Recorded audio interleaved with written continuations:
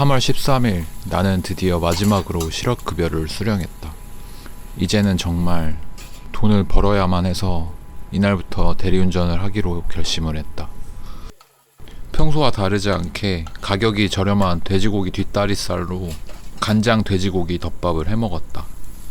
뒷다리살이 가격이 저렴한 덕분에 단백질을 충분히 보충할 수 있었고 한 달에 20일 정도는 돼지고기 뒷다리살로 저녁을 해먹었다. 물리지 않는 내 식성 때문에 식비를 많이 아낄 수 있었다. 유튜브를 보다가 8시쯤이 됐을 때 나는 밖으로 향했다. 내 대리운전 근무 시간은 저녁 8시부터 새벽 2, 3시까지로 정했다. 오랜만에 대리를 나왔습니다. 오늘부터는 돈을 벌어야 하거든. 콜이 빨리 떠야 되는데 잘 모르겠어. 대기 탄 지 15분 만에 첫 콜을 잡았습니다. 일단은 이렇게 스타트를 끝내요. 마음이 새롭습니다. 혹시 대리기사 부르셨나요? 네. 철산동에 도착했습니다. 첫 콜을 바로 가까운 데로 받아서 여기서 좀 기다려보겠습니다. 앞으로 좋은 콜을 받을 거니까 프로 서비스를 2만 원 주고 결제를 하겠습니다.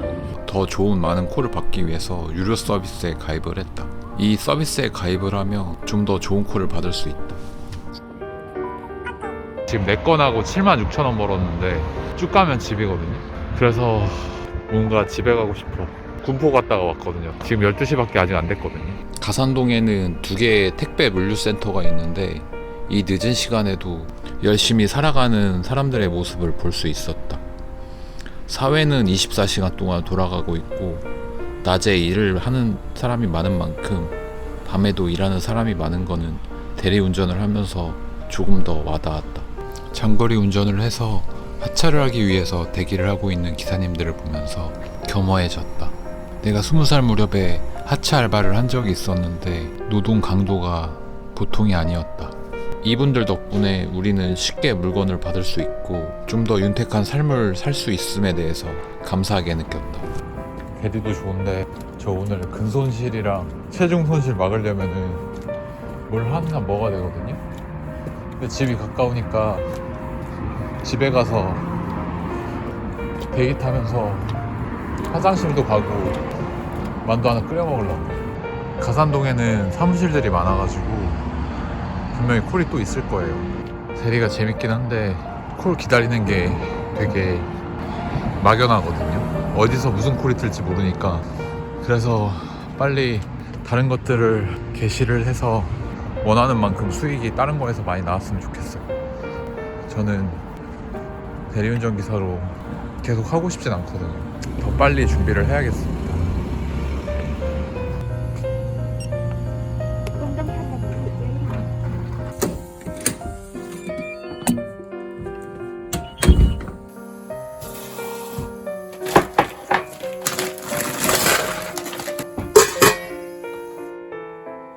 집에 돌아와서 대리콜을 켜놓고 수강생분들을 드릴 교재를 만들었다.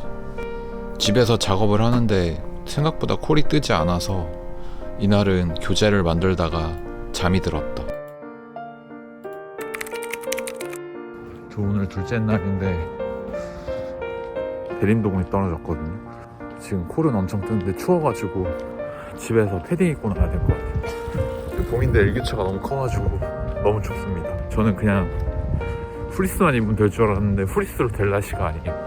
한 30분 정도 걸릴 것 같은데 어쩔 수 없습니다. 너무 추워가지고 밤샐 수가 없어. 집에 가서 빵 먹고 바로 패딩 입고 나와야겠어.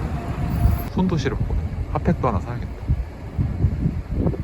열심히 해야 되는데. 편의점에서 간식을 먹을 빵과 손을 따뜻하게 해줄 핫팩을 구매했다. 이날은 날씨가 추워서 몇 번 콜을 받지도 못하고 집에 가서 패딩으로 갈아입고 밖으로 나왔다.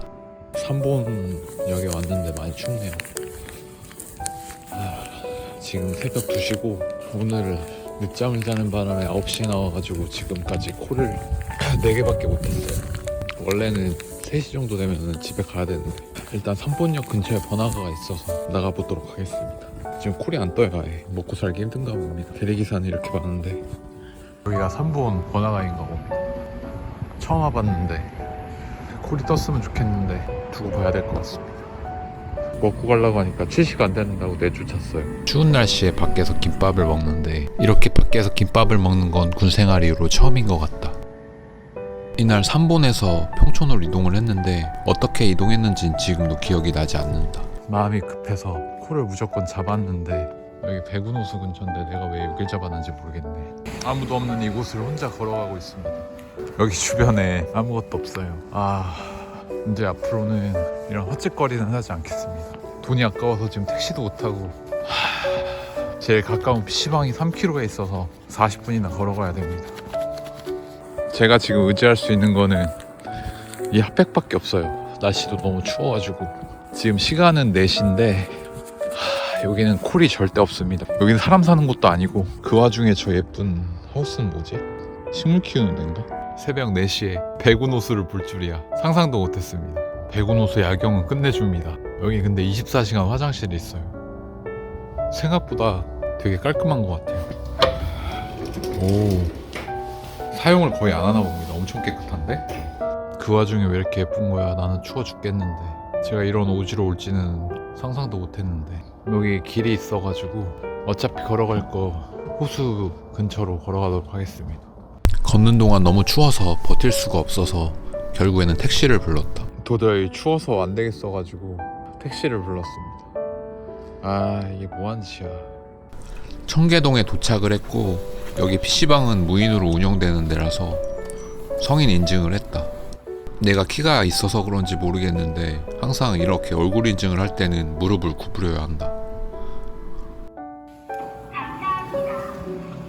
PC방에서 아무것도 하지 않고 첫차 시간이 다가올 때까지 한 1시간 반 정도 잤던 것 같다. 인덕원역으로 버스를 타고 이동을 해서 지하철을 타고 가산디지털단지역으로 왔다. 이른 시간에도 불구하고 지하철 안에는 사람들이 많이 있었다.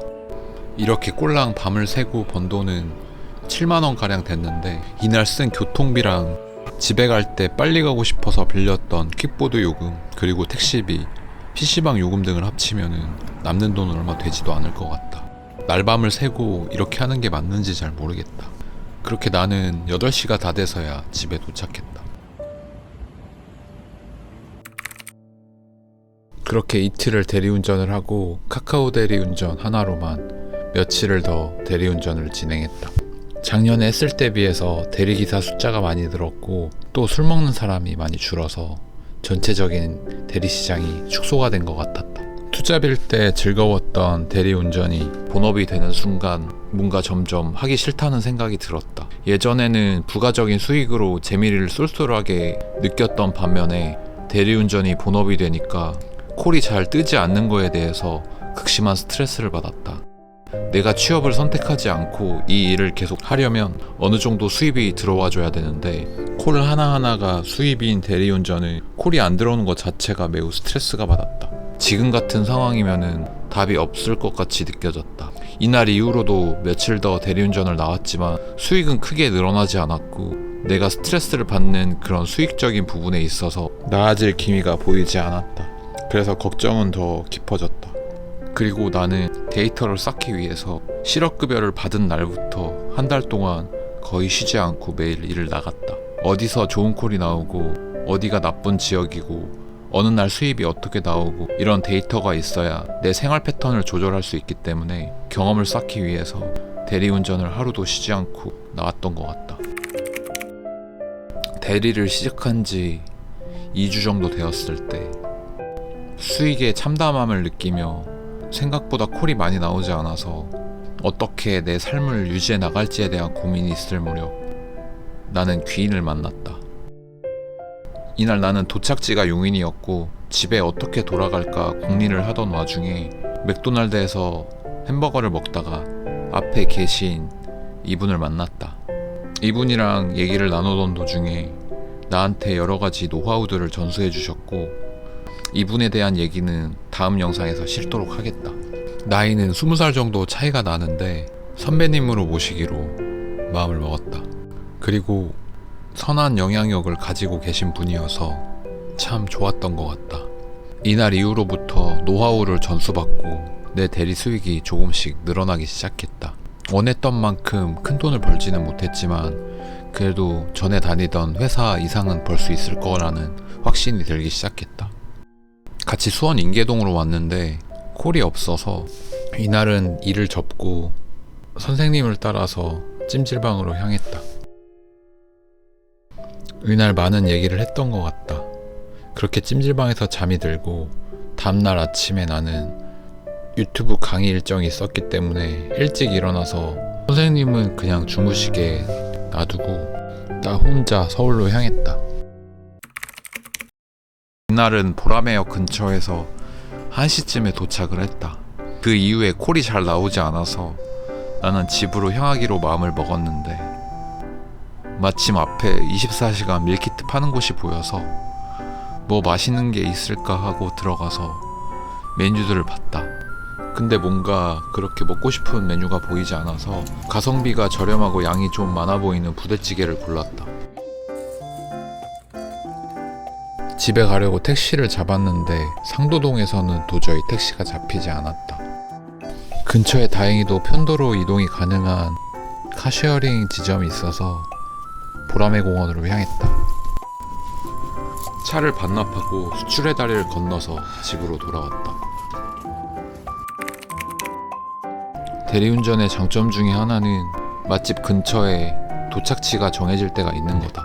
어느 날은 인천 도화동에 떨어졌는데 인천 사람들은 다 알만한 오목골 메밀우동집으로 찾아갔다. 고등학교 때부터 먹었던 기억이 나는데 장사가 잘 돼서 2번이나 확장 이전을 했고 이 늦은 시간에도 사람이 이렇게 많았다. 여기로 오면 메밀우동을 꼭 먹어야 하는데 메밀우동 위에 튀김가루를 뿌려 먹는 거는 선택이 아닌 필수이다. 튀김가루가 눅눅해지면서 국물에 퍼져가면서 고소함을 느끼게도 해주고 이 튀김가루 자체가 후라이드 치킨 맛이 나서 안 넣을 수가 없다. 오랜만에 와서 먹는데도 이 잊을 수 없는 맛은 내 구미를 땡기게 했다. 한 달간 대리운전을 하면서 참 다양한 경험을 했다. 여러 사람들을 만나면서 세상 사는 얘기를 간접적으로 들을 수도 있었고 그냥 마냥 앉아서 1시간 넘게 뜨지도 않는 콜을 기다린 적도 있었다. 가끔은 오지에 떨어져서 집에 어떻게 돌아가야 될지에 대한 고민을 했었다. 용인이나 수지, 하남, 의정부 같은 도시지만 콜이 안 뜨는 곳에 떨어졌을 때는 대리기사 3-4명이서 모여서 택시를 타고 서울로 복귀하는 택들이라는 것도 경험을 해봤고 빠져나갈 방법을 찾다가 대리운전 셔틀이라는 게 있는 걸 알아서 10년도 넘어 보이는 낡은 스타렉스 봉고차 뒤에 꽉꽉 채워져서 대리 셔틀을 탄 적도 있었다. 그리고 어느 날 운 좋게도 서울로 들어가는 콜이 있으면 서울 올빼미 버스를 타고 집에 복귀하기도 했었다. 지금 수익은 귀인인 선생님을 만나기 전까지보다는 나아지기는 했지만 그렇게 많이 늘지는 않았다. 대리운전은 본업이었을 때 계속 하면서 느끼는 거지만 내 노력 여하에 따라서 바뀌는 게 아니고 그냥 운이나 실력에 따라서 바뀌는 걸 알게 되었다. 대리운전은 아무리 오래 해도 하는 만큼 돈을 벌기 때문에 미래가 보이지 않아서 빨리 다른 하는 것들을 조금 더 집중해서 해야겠다는 생각이 들었다. 근데 아이러니하게도 대리운전을 하다 보니까 낮 생활의 패턴이 망가져서 유튜브 편집도 그리고 내가 하는 강의의 진행도 많이 딜레이가 되었다. 매너리즘에 좀 빠지긴 했지만 그래도 내 삶을 유지하기 위해서 이 대리운전이라는 존재는 나에게 있어서 꼭 필요한 것이다.